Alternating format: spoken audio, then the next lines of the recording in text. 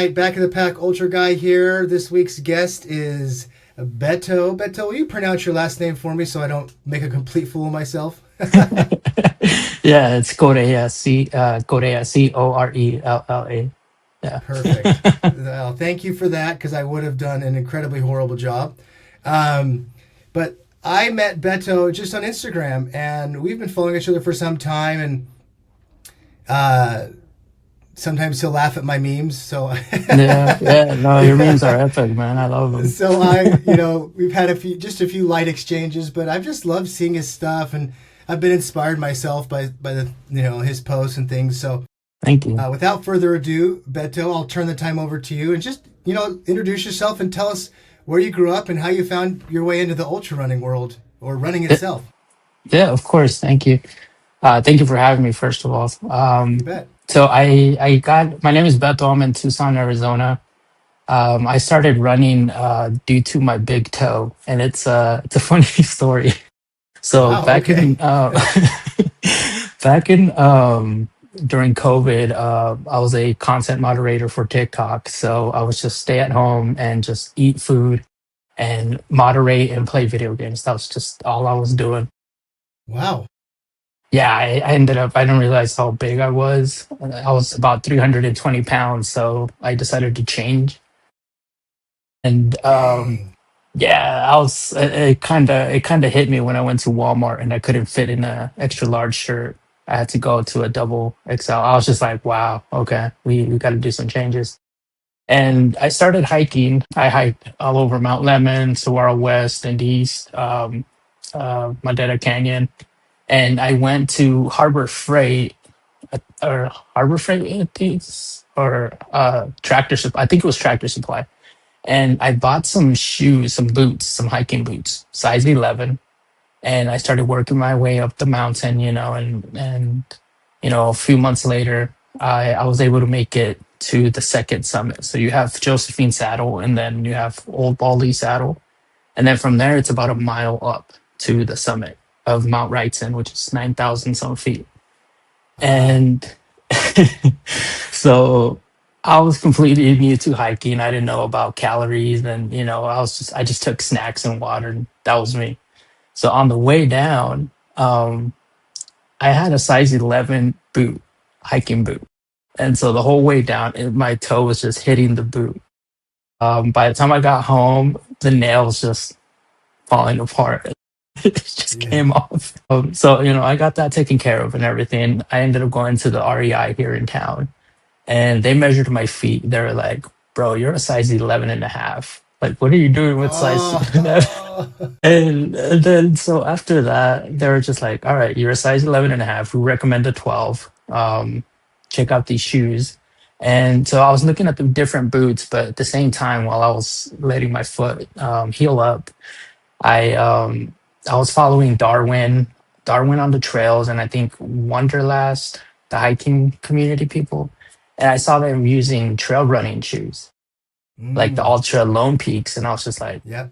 okay, these shoes they're lightweight, maybe I need something lightweight that would help.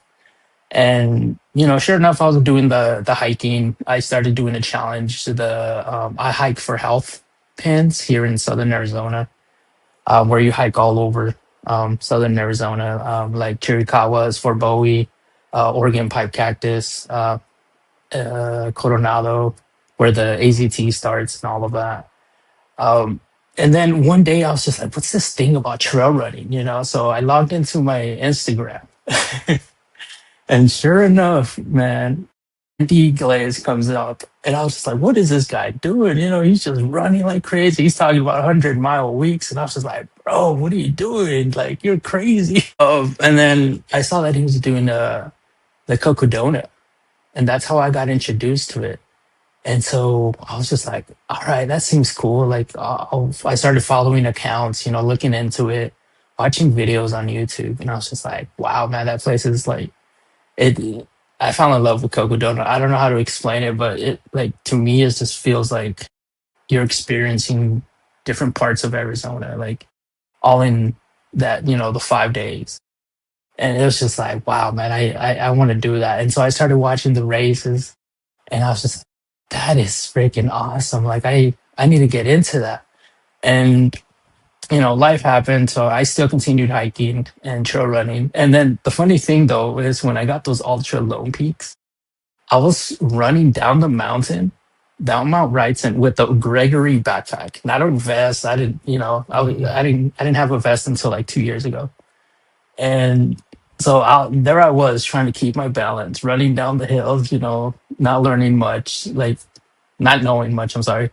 And it was just, it was just like just trying to keep my balance. And yeah, man, I started following all these different accounts, and like I got hooked. I got hooked, man. I started seeing like how the community is the trail community, and it wasn't until I got my Solomon vest about 2 years ago, I want to say. And then in March last year, my buddy Josh was like, "Hey, bro, I want to start hiking. I want to start losing weight, get fit." And I took him up Brown Mountain, and we started hiking. And then next thing you know, he said that he's gonna start doing races, like just road runs. Wow. Yeah, that's it. We just started doing road runs. We hit 5Ks, 10Ks.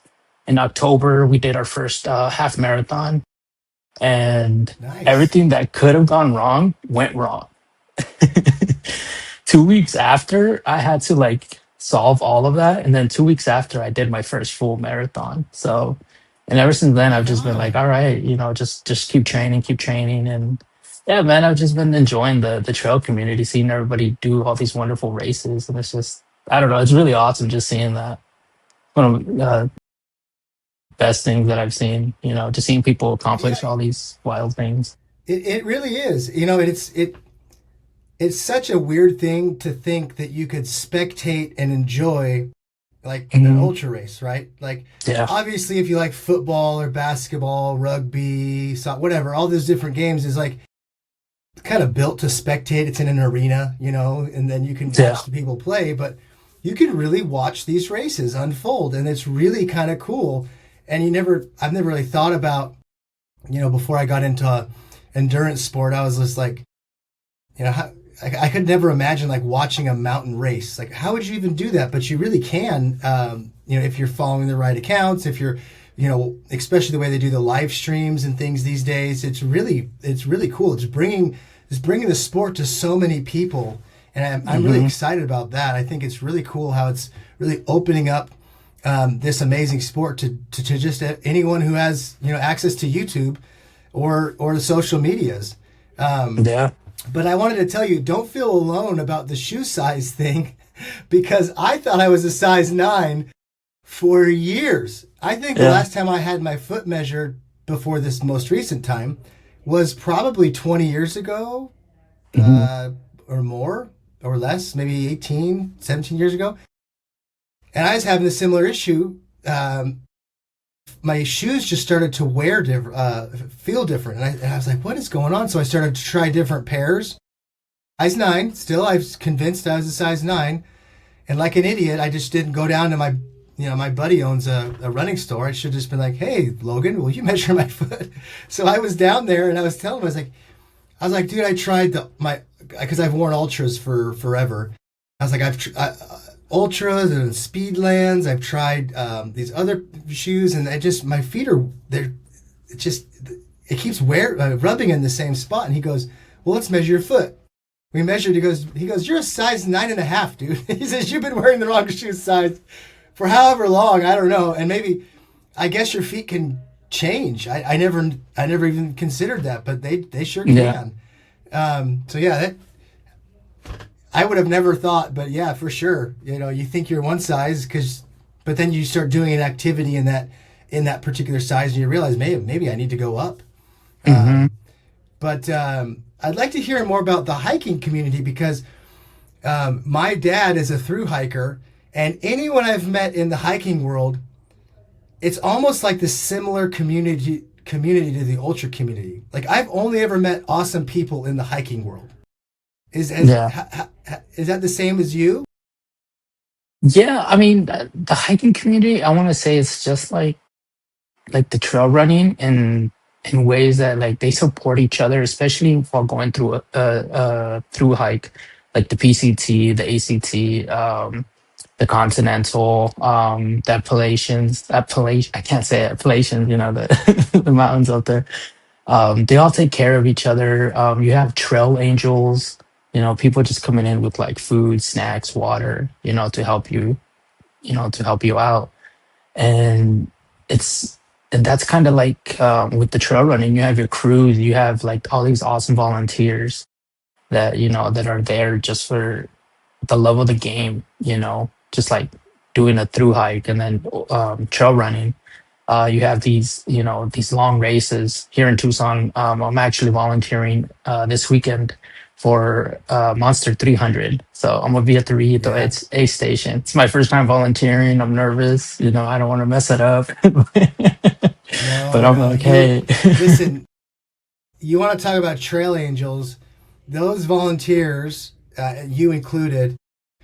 I mean, they're like trail angels, right? Like I can remember some races, like in an overnight section, and you can see the aid station off in the distance because they have a bunch of lights, and it's like, oh, and you just sit down and they take care of you, and yeah, they give you food and whatever you need. And so if you have that mindset, if you're a part of that hiking community, that ultra community, you're yeah, set. I mean, don't be nervous. Like you've got it. Like you be guys there are for them. awesome. The volunteers Yeah. literally make those events. That Do you know what aid station? I'm sorry if you said it. I didn't pick up Yeah, on. I'll actually be doing the Rivito aid station. I believe that's like a sleep station as well. So I was looking into it and everything. I think people can sleep there or get off and go get something to eat, shower at a hotel or something, come back, check in with the captain and all of that. But that's the Right. main one that I'll be doing this weekend. Do you know what mile it's at? No, I do not. Well, Yeah, I we should can have. look it up, but Yeah. well, why I brought that up is because if it's one closer to the beginning, like pre 100 miles, Mm.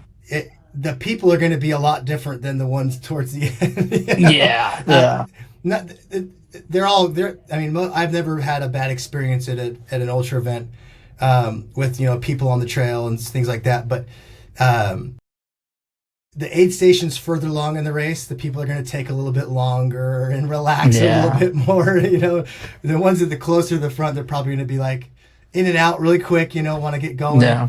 But kudos to you, Beto. That's awesome. I really appreciate you doing that because the volunteers are really the unsung heroes of these ultra races. I really believe that because Mhm. they really make the event. They really do. I've just always had incredible experiences. I paced a friend of mine last year at the Monster, and it's a tough race, but those volunteers Yeah. really help these guys and girls get through it. Like they really do. Um, I did want to ask you about something else though, because you listed a ton of different trails down in the Tucson area. Admittedly, I've grown up in Arizona, and I've spent some time down there, uh, close to the border, doing some hunting. And Mhm. the name of the town is just escaping me, but it's actually close to the end of the Monster. Oh shoot, it's going to come to me like 3 in the Patagonia? morning. Is it But Patagonia? it's close. Yeah, it's close to Patagonia, but Okay. it's this little just got like a gas station. It's just this little town, and you just drive straight through that gas. It's like a four-way stop. It's right Oh by yeah, the gosh, Sonoita. what's it? I think that's Yeah, it. I think so. I think you're Yeah. right. And it's like a little cowboy town. Like if you Hmm. go there in the evening, they have all their horse trailers and everything. I've wanted to spend so much more time down there. I just need to, put it on the calendar. But I did want to ask you about the Arizona Trail because I'm not saying I believe in ghosts and I'm not saying I saw anything, but I had the weirdest experience pacing my buddy down on the Arizona Trail. Um, we were going along and I was fiddling with the map. And so he was up ahead of me, not far ways, but he was up ahead of me enough. And down the further south you go, and you know this because you're down there, but for the people who haven't spent much time in southern Arizona, they have some high, like waist high grass along that, like in a lot of those Yeah. areas, like pretty high. And I was going along the trail and I heard something behind me, and it sounded like legs swishing through the grass. And it's like Oh getting man. dark, and I see my buddy up ahead, and I kind of, because there's people, obviously it's a race. There's going to be people coming up behind us or whatever, right? So I just snapped back to check, and there was no one there, and the sound went Yeah. away. And I just kind of chalked it up to nothing, and I was still trying to see where this next turn was coming. So I'm fiddling with the map on my phone again, and I still hear it. I hear it. I hear it. And I turn around, and this time I sat and watched to see if there was an animal behind me or something. Yeah. And I watched for like 2 minutes, and now my buddy's way up the trail. And I thought, okay. So I turned around, and I started walking again, and I heard it again. You know, like swishing through the grass, like someone's walking through the grass. Oh And I wow. turned around and looked and didn't see anything. And then I just started running. I just ran right up to him. And I said, hey, and we've spent hours and hours pacing each other and crewing each other. I said, hey, Josh, do you believe in ghosts? He's like, I don't know, maybe. I was like, I think I just had an experience with something. I told him about it. So have you ever had, I just have to kind of go left field here for a second. Have you ever had an experience like that? Because I've looked up online, and there's other people who've had a similar, not with the Yeah, grass there's sound, but similar experiences where they feel something down there on the Arizona Trail, like way down south. yeah. No, I myself haven't experienced anything like that, but there are stories of the Arizona Bigfoot. So Oh, yeah, there's maybe it so was. yeah, there's stories of that. I mean, I don't know if it was the not a lot of people know, but we also have jaguars here in southern I Arizona. do know that. Yeah, Yeah. and in fact, it was crazy, Beto. An Instagram account I follow, they posted a picture of a jaguar right around where Patagonia is. Hmm. It was like 2 days after the monster, and I sent it to my buddy. I was like, "Dude, maybe it was a jaguar." But I'm Probably, telling you, man. I like hand to God. I'll swear on whatever you want me to swear on. I heard something, and the No. spidey sense on the back of my neck was going nuts. I was like, "There's something here." And I've spent enough time at outdoor. I'm not like a I don't live outdoors or anything, but I've spent enough time outdoors where I'm like, when something's there. And I was like, there was something there. So maybe it wasn't a Hmm. ghost. Maybe it was like a rabbit or something, going through the grass. I don't Probably, know. yeah. I But mean, I don't know. Never sorry, know. I had to ask. You I never haven't know. talked to anyone who's spent a lot of time down in Tucson area, so I just had to ask. Yeah. I'm sorry. That was way off No, no, no, topic, you're but good. You're good. You're good.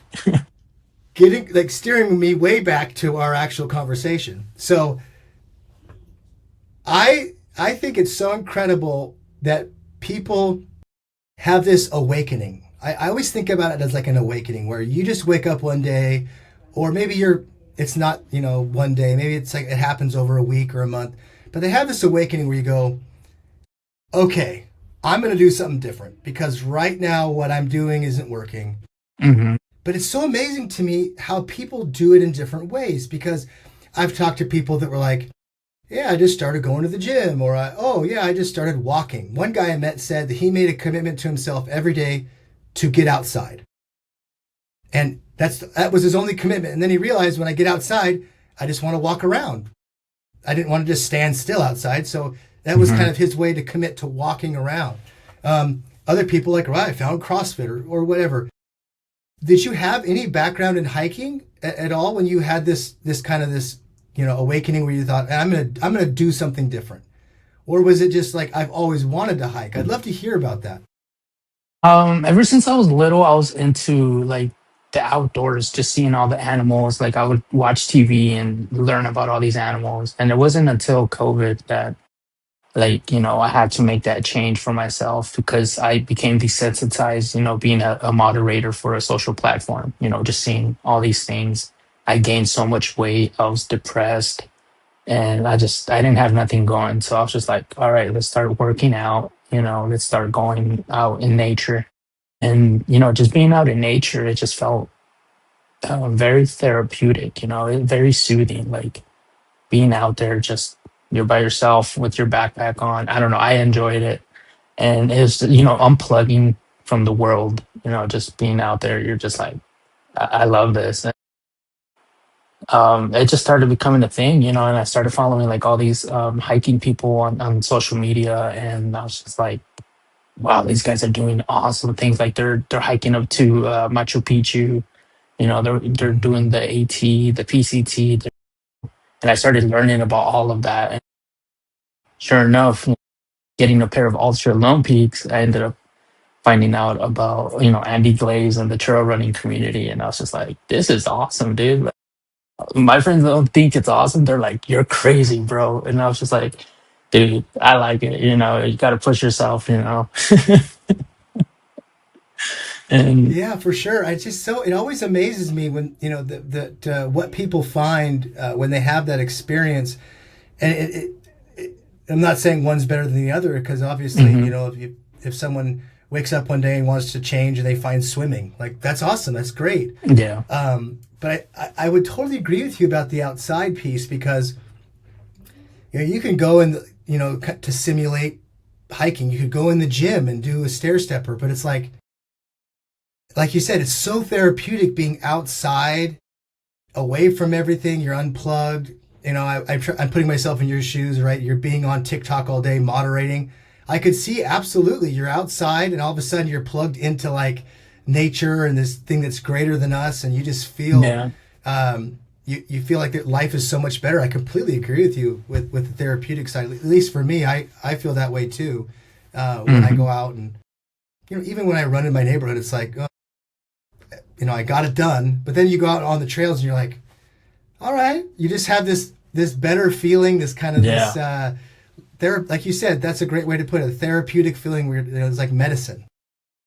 yeah, exactly. You know, and I think also it's also important, you know, being outside, getting some sun on you, Mm, you know, hitting your skin. I believe, you know, that also helps a lot because we're always inside, indoors during the winter. We're always wearing long sleeves, you know, covering ourselves. We don't get that the sun rays, which I think they're good. I feel better. yeah, no, I agree with you.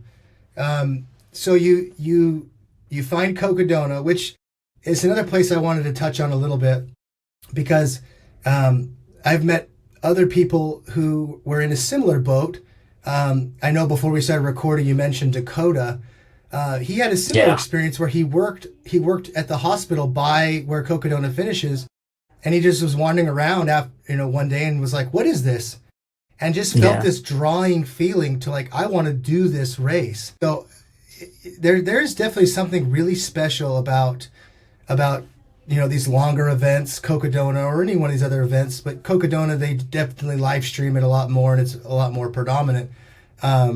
Now, when you found Cocodona, was that before or after you found Andy Glaze? Sorry if I am it mixing them up. was after I met Andy Glaze. I met Okay. him and I was just like, you know, what's this guy doing, you know? And then it was like a little because he had posted videos that he's training for Cocodona, and it wasn't last year; it was the Oh, year that's right. You, before that. yes. Yeah, because last year I think Dan Green Yes. broke the record, so it was the year before that that I met Andy Glaze. Well, not meet him, but I saw him online, and I was just like, "Dang, this guy's crazy! Like this is wild! Like he must be like super disciplined, you know?" And it's just seeing his reels, his stories on TikTok and Instagram, to kind of notice, like you kind of familiarize yourself with the person. Like, all right, this guy's really disciplined. Like, he's doing the hundred mile weeks. He's juggling training, his family, work. He's a fire chief, I believe, and he's doing all that. And I'm like, I can do it too. You just have to discipline yourself and dedicate yourself and plan everything out, and it's just a matter of when. You know, so No, I completely agree with you, and I find inspiration in people like that. But to be honest, I also find inspiration with lots of accounts. Um, just seeing people that just are getting out there in training in whatever capacity they can. 100-mile weeks. It is truly impressive. And then I mhm. have other accounts where I follow, and someone's just celebrating their first time they did like a 30-mile week, and you're just like, yeah, it's all. Yeah. And I think that's what's cool about the community is everybody is supporting each other in whatever level of hard they're currently at, right? Because I don't know about you, but when I first started, like I would get like a mile or a half a mile, and I'm like, okay, I'm dying, and that was hard, right? Yeah. And so I'd love to hear more about this a time in your journey where you found Andy Glaze. You got your Lone Peaks, which great shoe choice, by the way. I've been wearing those forever. I love the Yeah. Lone Peaks. Then you find Cocodona, and you started doing the road races, but you are signed up for your first ultra. I'd love to hear about that. Yeah, definitely. So yeah, I started actually taking running seriously and building the base, the aerobic base, and all of that last year with my buddy Josh. I think he has like 5 marathons now, and after I did the Garmin marathon, I was like, I'm going back to trail runs, bro. Like I love you, but I can't do road runs anymore. Like I, I'll stick to the trails, man. Then they just center me. So, Yeah, I agree with um, you. but yeah, I signed up for Desert Peak Ultra, which is done by Joey Corsone and also Shelby Okay, Haynes. It's the first year. It's their inaugural first time they're doing it. It's 31 nice. miles, 31 miles and almost 8,000 feet of elevation. Hey, Yeah, dude, that's a killer, yeah, man. That's great. that's gonna be fun. Yeah. And I've always wanted to run up a Mount Lemon, trail Oh run it all yeah. the way up. And Yeah. then sure enough, I found out about that and I was just like, hey, let's go for it. And so, um, like I said, my friend and I, we started training for the Garmin marathon. And I was just like, just build my base, go from there. And then I was just like, I have nothing else planned. Besides, I had signed up for Cocodona, so I'm on the wait list for that. And I was just like, for Nice. Cocodona, I'm gonna try to tackle all these races, like the Garmin marathon, a 50K, 100K, go up from there, until it's time for Cocodona. Yeah, man. So I found out about this ultra, and I was just like, let's do it. Why not? You know. So I started training for it. I'm still training. I'm about to start my taper for it, and I think it's awesome. I think it's gonna be challenging, but at the same time, it's gonna be fun. Running from Oracle, Arizona, to the top of Mount Lemon, and then back down. The cutoffs are generous. I think we have like 14 hours total. Nice. But Well, with yeah. that much elevation, Beto, that's. Hmm. I remember I did the Mesquite Canyon 50K, and that's like 4,500 feet of climb, Okay. and that was tough, man. So Yeah. I can't wait to hear about this race after you're done. I know you'll do it, and Definitely. that's awesome, man. That's a lot of Yeah. climbing. So good for you. Yeah, it should be fun. I like doing a lot of birds. And then when I trail run here, I like doing a lot of technical Mm, trails. Which I've been looking at the trails over there, so they look a lot of rocky and very technical. So I'm like, it's gonna be fun. I think it's gonna be super fun. I ended up changing my shoes from the Ultra Lone Peaks to the Hoka Mafate fives now, because I'm dealing with plantar okay, fasciitis. But those shoes have been helped a lot. They're helping a lot. So I'm like, all right, I'm good to nice. go. And I just literally just changed my fueling plan for like the fifth time today. So that's a good thing. I like telling everybody, it's like you just got to be on top of your training. Just you're not going to be running most of the time. Well, I mean, you're going to be running a lot, but you got to also include power hiking. You got to include walking. Mm-hmm. Walking. You got to bring that down to like at least 15 minute pace. Um, Yes. you got to do your fuel, your hydration. You got to be on top of that. Like, a lot of like my friends, they think that I'm running the whole way, and I'm like, no, man, you gotta fuel all this out because if not, you're gonna bonk, and you're gonna hit the Yeah. wall hard. So. It's pretty especially interesting, eight man. thousand feet. Yeah. Yeah, I mean 8,000 feet.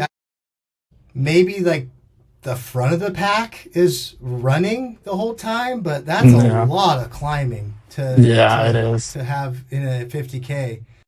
Hmm. But it's in April, the race. Yeah.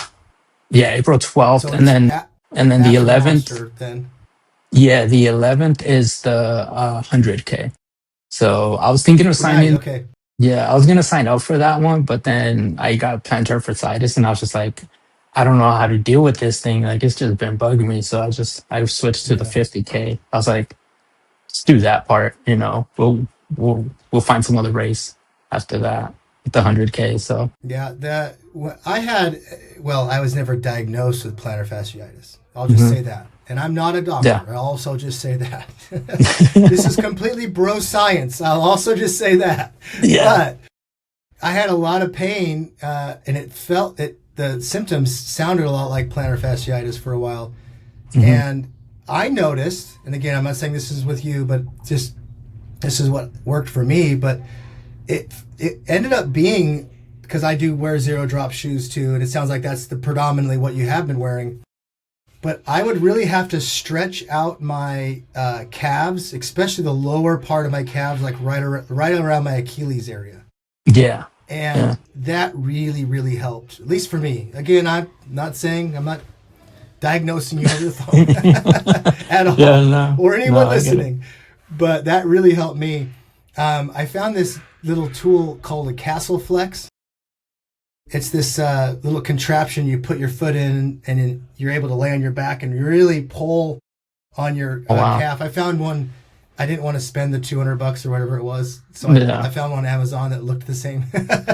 Sorry, Castle Flex, but it that really helped me a lot for sure. yeah, yeah. I've done like I went on Reddit and looked up YouTube and everything. What really helped me a lot was getting down like on your knees, kind of like sitting on your feet, but putting a barbell, like the bar, like right between like Mm, where your leg bends, like behind your knee, and doing that, like sitting on yeah, that for like doing the stretch for like a good 5 minutes, and you're every minute you're moving the barbell up, so you're moving it along your calves.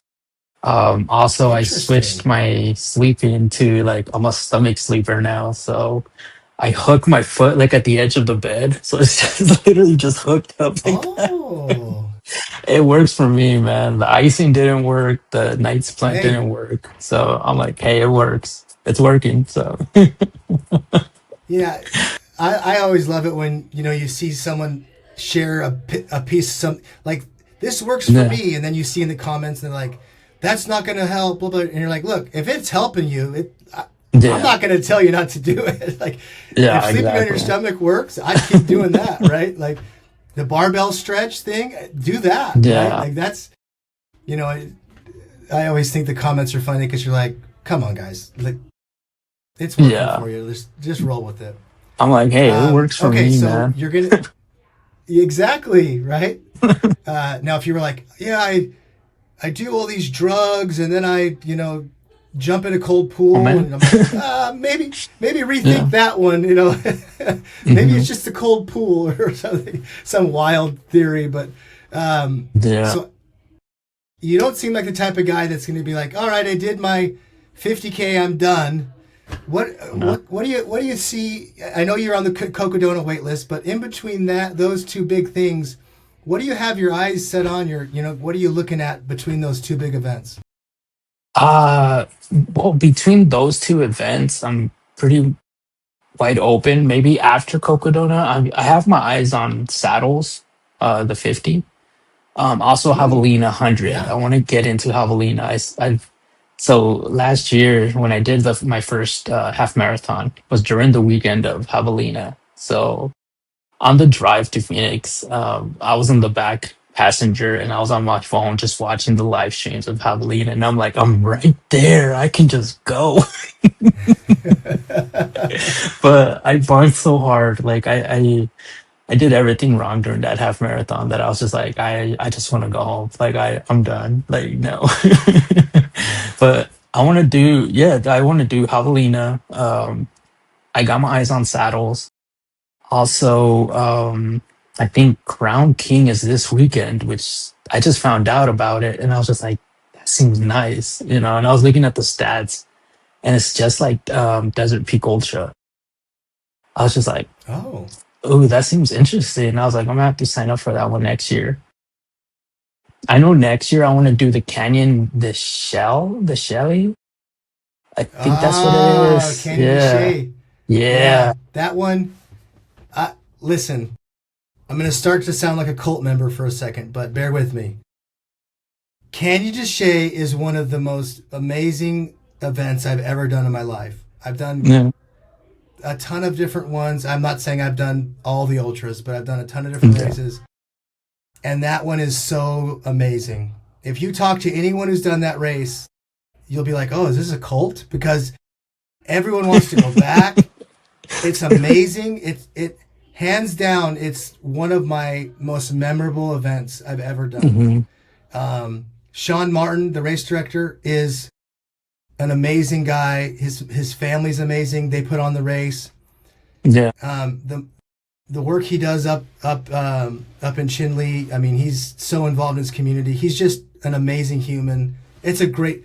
I hope you get in. If I had any pull, Yeah. which I don't, but if I had any pull, I would tell anyone I knew up there, like, let this guy in, because it is an awesome Yeah. event. It is so awesome.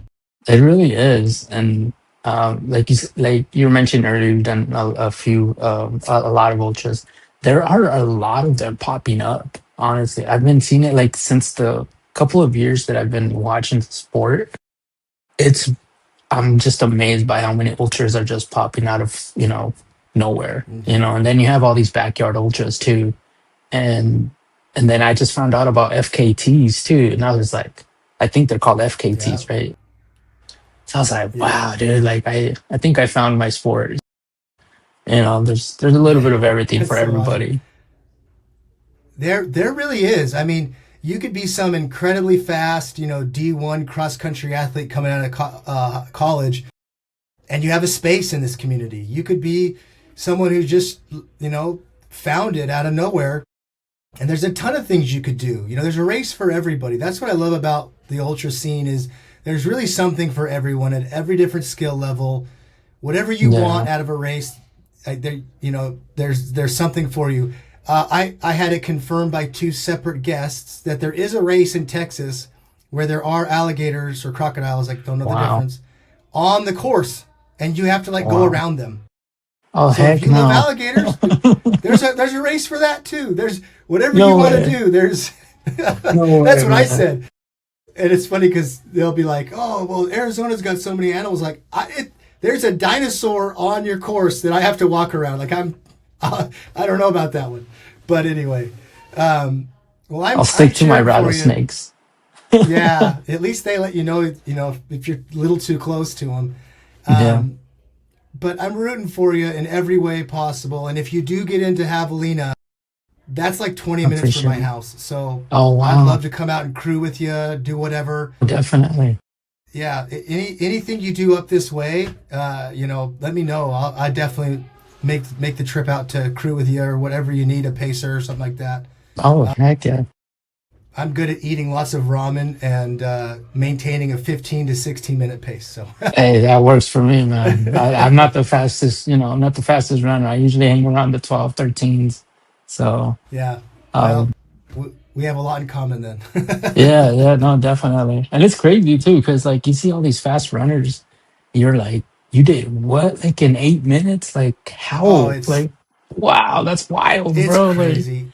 yeah. Like I'll think I'm really fast and I'll bomb down this technical crazy, at least for me, section and I load up Strava and I'm like, dude, I had to at least break top 10.